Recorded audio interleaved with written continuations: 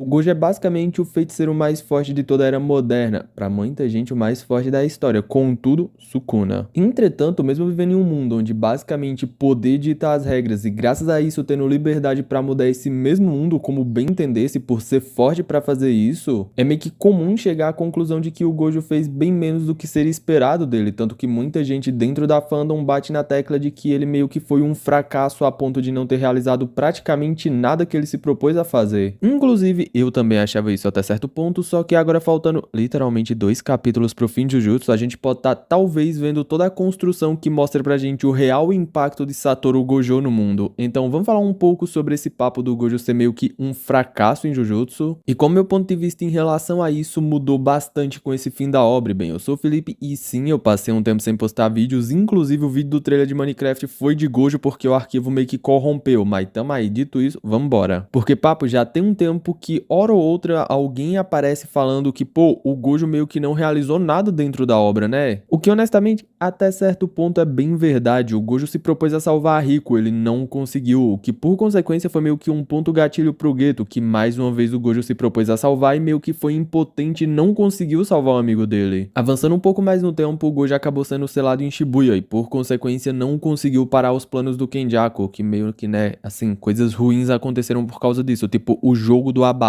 E por fim, mesmo batendo no peito e dizendo mais de uma vez que ele iria vencer o Sukuna, o Gojo falhou e por um ato de inconsequência dele de deixar o Yuji vivo, ele meio que trouxe o maior mal de todo o mundo da obra e esse mesmo mal ele falhou em derrotar, mesmo dizendo que conseguiria. Pior, as consequências da derrota do Gojo pra com o Sukuna meio que fez essa bomba cair no colo de outras pessoas pra que meio que eles resolvessem o problema chamado Rei das Maldições. Sim, eu não tô nem negando o impacto gigante que o Gojo teve na luta contra o Sukuna, que ele foi responsável diretamente por abrir a margem pra vitória contra ele. Ainda assim, uma coisa é fato, ele se propôs a vencer o Sukuna e ele não venceu. E realmente, olhando assim, chega até a ser irônico ver o quanto o Gege usou o Gojo pra desconstruir nossa perspectiva do mundo Jujutsu, um mundo onde poder é tudo, basicamente aquilo que dita as regras. Mas ainda assim, o quão irrelevante ele conseguiu tornar o feiticeiro mais forte de toda a era dele pro mundo onde ele tava. Cara, é louco de pensar que em vários pontos de Jujutsu, o feiticeiro mais forte da era moderna